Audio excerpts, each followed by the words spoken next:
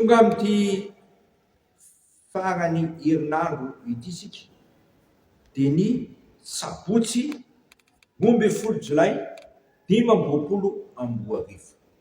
Sabotsy 12 Jolay 2022. Tesanonianina voalohany toko faefatra andiny voalohany ka hatrafahavalo no anjara mofinainao antsika. Tesanonianina voalohany toko faefatra andiny voalohany ka hatrafahavalo. Io mibavaka sika.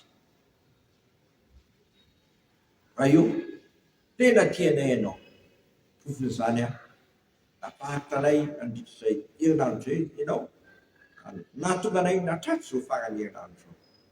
Manantena anao indrindra zay dia ny azo ny sakafo sazo anay tena anjara mofinainao anay. Tsahoana indray fa tsy mofo ihany no mahavelona anay fa ny teny alokon'ny bambanao.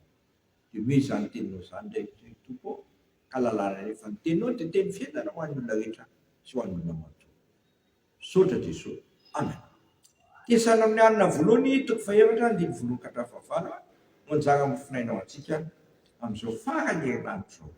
Tesanonianina voalohany toko faefatra andiny voalohany ka hatrafahavalo manao hoe: farany ngalahy mangataka aminareo sy mananantareo ao amin'i Jesosy tompoko izay mba hoaky nandraisanareo taminay izay mety handehananareo sy hanaovanareo ny sitrapon'Andriamanitra dia aky ny handehananareo ihany itombonareo bebe koa. Fantatrareo ny didy nomena anareo avy tamin'i Jesosy tompoko fa izao ny sitrapon'Andriamanitra dia ny halamasinana anareo hifadinareo ny fitsangatsangana mba samy hafantatra izay azonareo ny fanaka ny tenanareo avy amin'ny famasinana sy ny voninahitra tsy amin'ny filàna fotsiny tahaka ny Jesotra izay tsy nahalalàn'Andriamanitra mba tsisy hanao saina hifetsy ny galany amin'izany fa ny tompony mpamaly ny amin'ny zavatra rehetra izany toy ny lazainay sy nambaranay taminareo rahateo.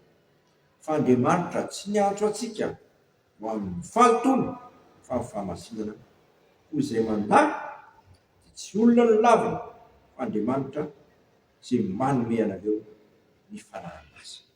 Ny masinao manamasinana ny fahamarinana, ny teninao ny fahamarinana. Amen. Hitombo amintsika manankarivany ny fahalalana tsara n'Andriamanitra raintsika sy Jesosy Kristy dia niantso antsika hiala maizina ho amin'ny fahazavany mahagaga. Amen. Eto dia Andriamanitra mihitsy niantso sy niantso anao hiala amin'ny fanontolo fa handroso ho amin'ny fahamasina. Inona moa ny tinambara amin'izany? Hiala tamin'ilay toerana izay feno faharatsiana, hiala tamin'ilay fanao tamin'ny fanaovana izay tsy ankasitrahan'Andriamanitra.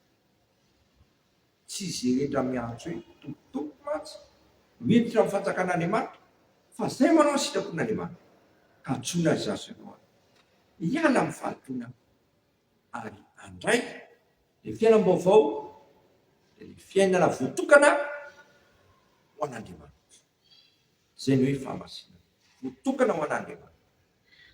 Koa eto dia lazainy mihitsy hoe ny fanaky ny tenanareo mba azonareo mahafantatra tsara ny fanaky ny tenanareo amin'ny fahamasinana sy ny voninahitra. Andriamanitra dia miantso antsika amin'ny fahamasinana sy ny voninahitra.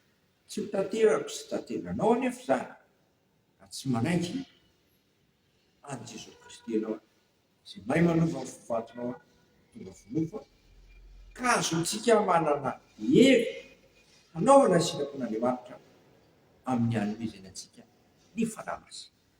Ny fanahy-masina teo mahay mampahatsara sy mahay mampianatra sy mahay mampianatra anao ary antsika rehetra ka mampahatsiaro antsika marina dia ny tenin'Andriamanitra izay teny fiainana ho an'ny olona rehetra sy olona manontolo. Tsona ianao, tsona isika andeha araka ny tenin'Andriamanitra izay mahay manamasina antsika ao amin'ny fahamarinana, izay manadio antsika koa satria hoy Jaona apôstôly madio avokoa ianareo no teny izay lazainareo dia ho kanako sy eo amponoan'ny tenin'Andriamanitra izay mahay manamasina sy mahay manamasina anao ary mahay manadio anao ary mahay manaitsy ny dia antsika ao amin'ny lalana kasitran'Andriamanitra ary ho amin'izany tokoa ny fiainako izay fiainanao amin'ny fiasan'ny tenin'Andriamanitra momba ny fitahirana fanahy-masina amiko sy aminao ary amintsika rehetra. Amen. Tena sy misaotra anao izay raha io fa tsy avinanao toetra ao anatin'ny faharatsiana sy fahalotona izay fa tsanganao ajobo mandeha araka ny teninao. Izany mantsy no azonay mitondra ny tenanay sy mifanaka ny tenanay ho araka ny sitraponao. Tsy ho vitanay izany tompoko. Tsy ao ny fanahinao masina mampahatsiaro sy mitalanay. Dia mio fanahinao masina malak'io izay mahatsiarovana tena fa ianao efa niantso anay hiala amin'ny fahalotona, fandroso kosa ao amin'ny fahamasinana sy ao amin'ny voninahitra. Toy izany ny fiainanay tsirairay avy. Izay nandeha izao ny tenin'Andriamanitra ao. Anao ka akamponay ny teninao. Anova ny fiainanay ka mpandehanay amin'ny lalana ankasitrahanao. Tsy sitraka iny rehefa afaka. Izay izay nanao.